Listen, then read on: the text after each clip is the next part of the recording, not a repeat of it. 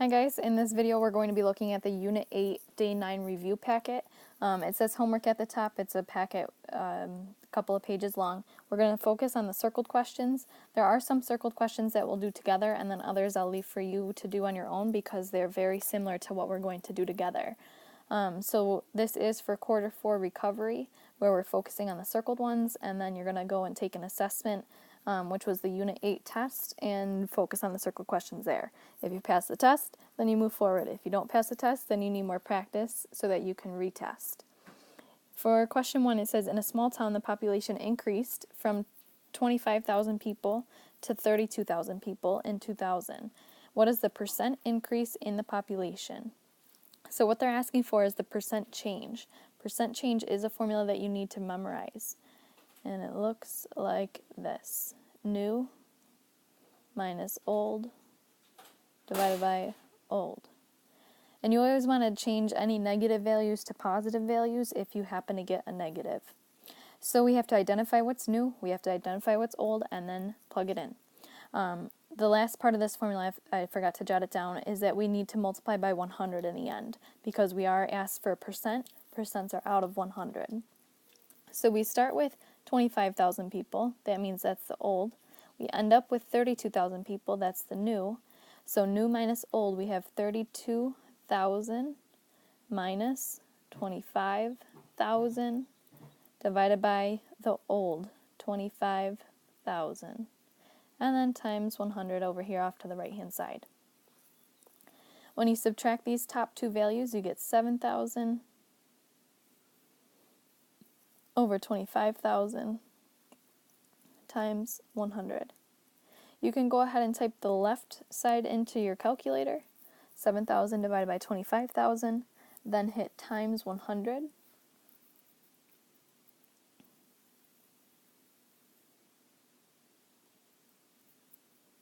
And you should end up with 28%.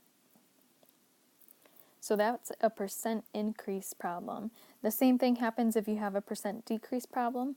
Both of them use this formula for percent change. The next question, number 2, says find 6.5% of 49. Of means to multiply, so we're multiplying whatever this is as a decimal times 49. Changing to a decimal means to move it 2 spaces to the left. So 6.5, move the decimal 1 space to the left, 2 spaces to the left. So in that gap that's there, I now need a 0. So 0.065. You're just going to multiply them right in your calculator, 0.065 times 49, and you get 3.185. If you need more time to type stuff in your calculator, just pause the video when you hear me say type it in, and then replay it when you're ready. You want to make sure that you're practicing typing this stuff in your own calculator because you will have to do that on your own assessment. Number 5 says the price of gas increased from $2.07 to $2.19. What was the percentage of increase? Round to the nearest tenth. So we're looking for a percent change again. That means the new minus old over old times 100. So take a second to identify the new, identify the old, new price versus old price, and then plug it into your formula.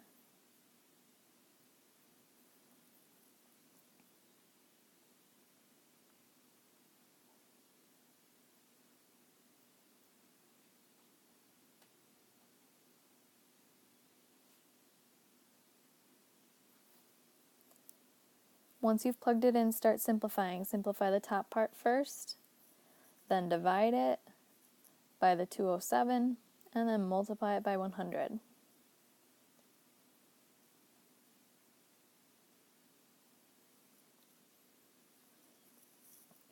When you do that, we get 5.7971, but it says round to the nearest tenth.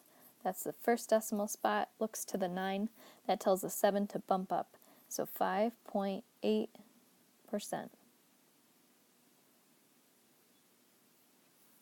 Number 6 says a store reduced the price of a couch by 25%. Find the cost of the couch after the discount. So this is a percent decrease problem. They're not asking for the percent change because they already give it to us, but because they're reducing the price, that's a 1 minus problem. So remember that you always start with your initial value, 849.00 times 1 minus, and then change that percent to a decimal. Move the decimal over 2 spaces to the left. So 25 point percent, 2 spaces to the left, now becomes 0.25. Close it up and type it right into your calculator.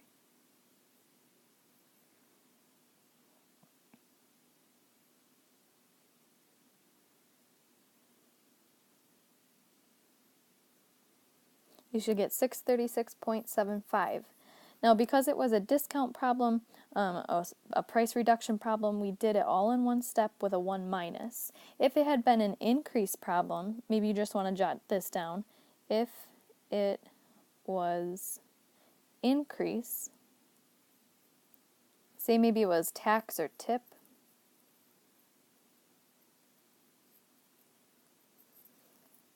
you would do 1 plus, whatever it is. So decrease is 1 minus, increase is 1 plus.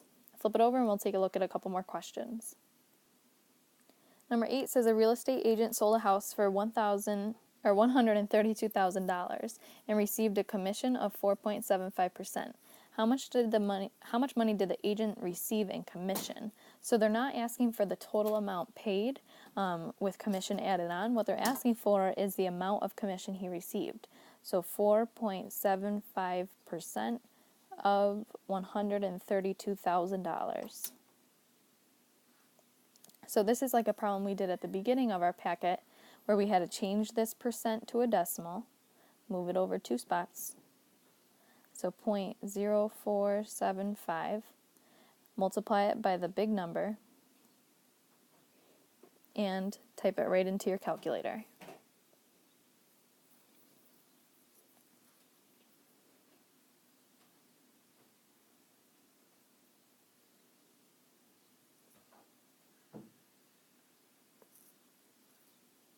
So here we have 6,270.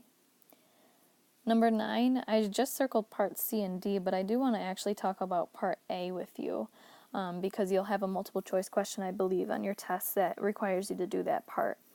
So we're talking about flamingos in Pink City from 2000 to 2010, and it can be approximated by this equation. This equation is going to be very important to you throughout part A, C, and D, where T represents the number of years since 2000. So first it says identify the initial amount and the constant multiplier. So the initial amount, remember, always goes in front of the parentheses, so that's the 465. The constant multiplier is what gets raised to the power, so constant multiplier is the 0.98. Maybe you want to jot yourself a note that says the constant multiplier is the number raised to a power, because you're constantly multiplying it by that value. Part C says estimate the number of flamingos in Pink City in 2016. So remember that T is the number of years since 2000, so we have to think about how many years have passed between 2000 and 2016. To figure that out, you can just simply subtract. That would be 16 years. So now we have an equation, P equals 465 times 0.98, and instead of a T, we now have it raised to the 16th power. So you're going to type that all into your calculator.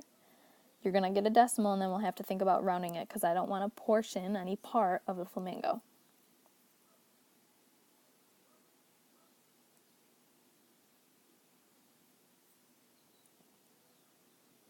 Okay, so I got 336.566, but I don't want a part of a flamingo, so what we do is we just get rid of the decimal, so we have 336 flamingos in the year 2016. The next part, part D, says between what 2 years does the population of flamingos get below 200? Show your table to justify your response. So what you're going to do is type in the equation into your calculator, 465 times 0.98 raised to the x, because in your calculator you cannot type in t. Then we're going to take a look at the table. So take a second to type that into your calculator. I'm going to do the same, and then we'll look at the table together. Pause the video while you're typing it into your calculator.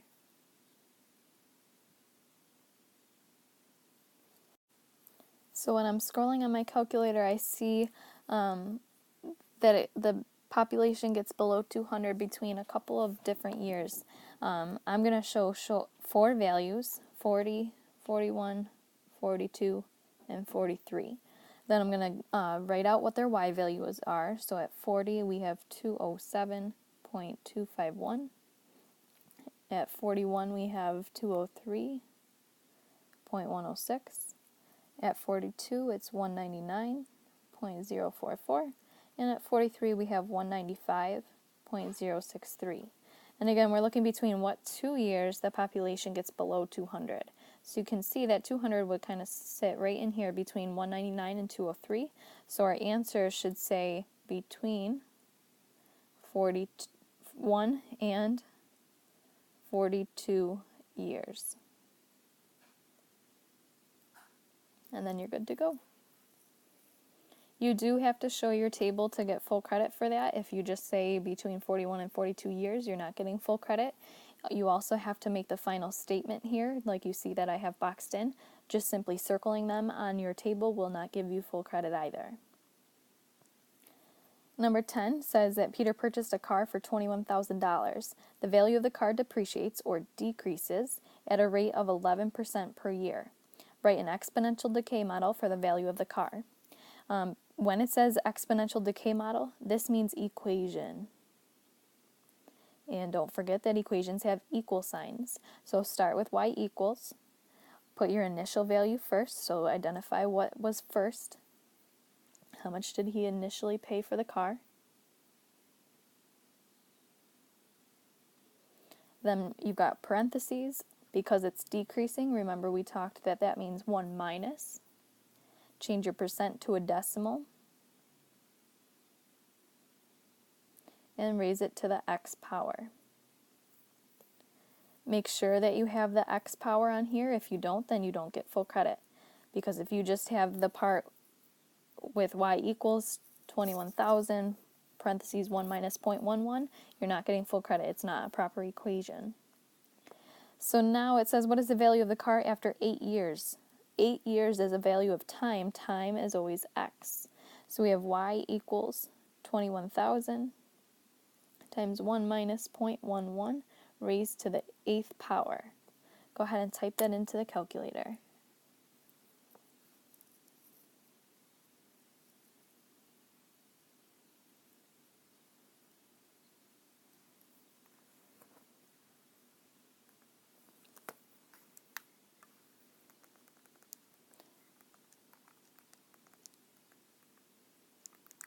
So I found 8266.84. So after 8 years, his car is now only worth $8,266.84.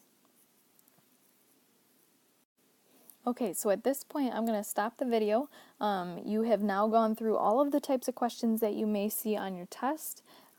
There are more circled problems in this packet related to what we just did together. So if you take a look at the other circled problems, you should be able to do them and complete them correctly. Remember, answers are on the back of this packet so that you can check them.